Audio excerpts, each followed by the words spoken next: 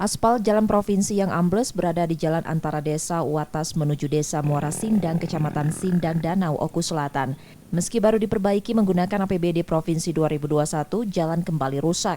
Aspal jalan ambles sekitar 1,5 meter dan berada persis di bibir jurang.